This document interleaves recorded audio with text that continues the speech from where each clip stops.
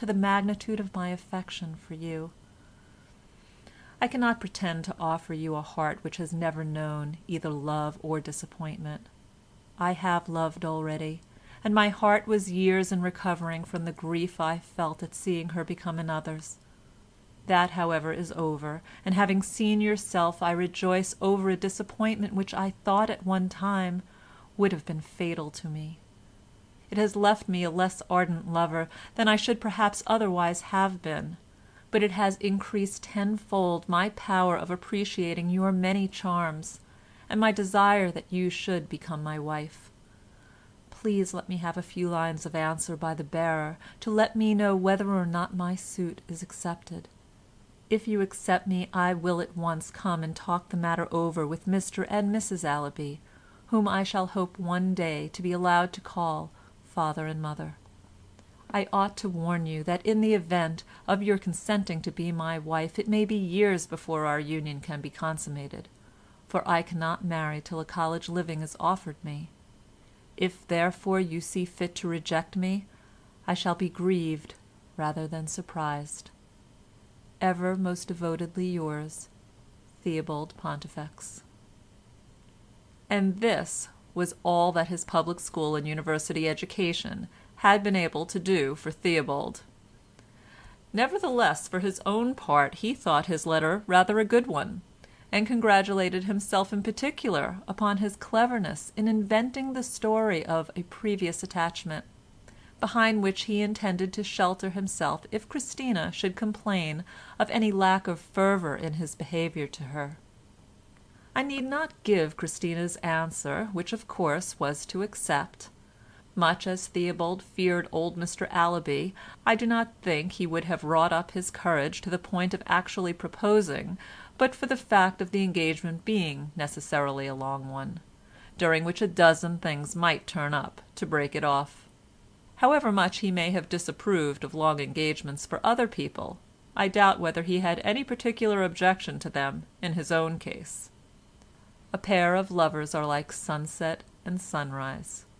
There are such things every day, but we seldom see them. Theobald posed as the most ardent lover imaginable, but to use the vulgarism for the moment in fashion, it was all side. Christina was in love, as indeed she had been 20 times already, but then Christina was impressionable, and could not even hear the name Missolonghi mentioned without bursting into tears.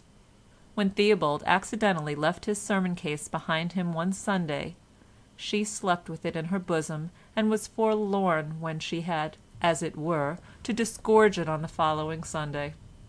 But I do not think Theobald ever took so much as an old toothbrush of Christina's to bed with him. Why, I knew a young man once who got hold of his mistress's skates and slept with them for a fortnight and cried when he had to give them up. Chapter 12. Theobald's engagement was all very well as far as it went, but there was an old gentleman with a bald head and rosy cheeks in a counting-house in Paternoster Row who must sooner or later be told what his son had in view, and Theobald's heart fluttered when he asked himself what view this old gentleman was likely to take of the situation. The murder, however, had to come out, and Theobald and his intended, perhaps imprudently, resolved on making a clean breast of it at once. He wrote what he and Christina, who helped him to draft the letter, thought to be everything that was filial, and expressed himself as anxious to be married with the least possible delay. He could not help saying this as Christina was at his shoulder, and he knew it was safe, for his father might be trusted not to help him. He wound up by asking his father to use any influence that might be at his command to help him to get a living, inasmuch as it might be years before a college living fell vacant, and he saw no other chance of being able to marry, for neither he nor his intended had any money except Theobald's fellowship, which would of course lapse on his taking a wife. Any step of Theobald's was sure to be objectionable in his father's eyes, but that at 23 he should want to marry a penniless girl who was 4 years older than himself afforded a golden opportunity which the old gentleman, for now I may call him, as he was at least 60, embraced with characteristic eagerness. "The ineffable folly," he wrote, on receiving his son's letter, "of your fancied passion for Miss Allaby fills me with the gravest apprehensions. Making every allowance for a lover's blindness, I still have no doubt that the lady herself is a well-conducted and amiable young person who would not disgrace our family. But were she 10 times more desirable as a daughter-in-law than I can allow myself to hope, your joint poverty is an insuperable objection to your marriage. I have 4 other children besides yourself, and my expenses do not permit me to save money.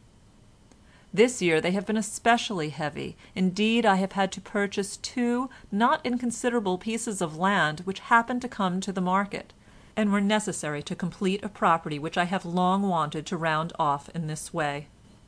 I gave you an education regardless of expense, which has put you in possession of a comfortable income, at an age when many young men are dependent. I have thus started you fairly in life, and may claim that you should cease to be a drag on me further. Long engagements are proverbially unsatisfactory, and in the present case the prospect seems interminable. What interest, pray, do you suppose I have that I could get a living for you? Can I go up and down the country begging people to provide for my son because he has taken it into his head to want to get married without sufficient means? I do not wish to write unkindly, nothing can be farther from my real feelings towards you, but there is often more kindness in plain speaking than in any amount of soft words which can end in no substantial performance. Of course I bear in mind that you are of age and can therefore please yourself, but if you choose to claim the strict letter of the law, and act without consideration for your father's feelings, you must not be surprised if you will one day find that I have claimed a like liberty for myself. Believe me, your affectionate father, G. Pontifex. I found this letter along with those already given, and a few more which I need not give, but throughout which the same tone prevails, and in all of which there is the more or less obvious shake of the will near the end of the letter. Remembering Theobald's general dumbness concerning his father for the many years I knew him after his father's death, there was an eloquence in the preservation of the letters and in their endorsement, "Letters from my father," which seemed to have with it some faint odor of health and nature. Theobald did not show his father's letter to Christina, nor indeed, I believe, to anyone. He was by nature secretive, and had been repressed too much and too early to be capable of railing or blowing off steam where his father was concerned. His sense of wrong was still inarticulate, felt as a dull dead weight ever present day by day, and if he woke at night time still continually present, but he hardly knew what it was. I was about the closest friend he had, and I saw but little of him, for I could not get on with him for long together. He said I had no reverence, whereas I thought that I had plenty of reverence for what deserved to be revered, but that the gods which he deemed golden were in reality made of a baser metal. He never, as I have said, complained of his father to me, and his only other friends were, like himself, staid and prim, of evangelical tendencies, and deeply imbued with a sense of the sinfulness of any act of insubordination to parents. Good young men, in fact, and one could not blow off steam to a good young man.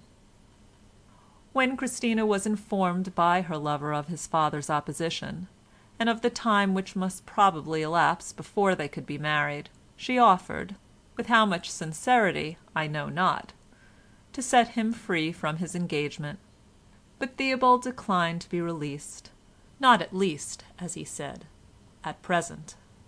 Christina and Mrs. Allaby knew they could manage him, and on this not very satisfactory footing the engagement was continued.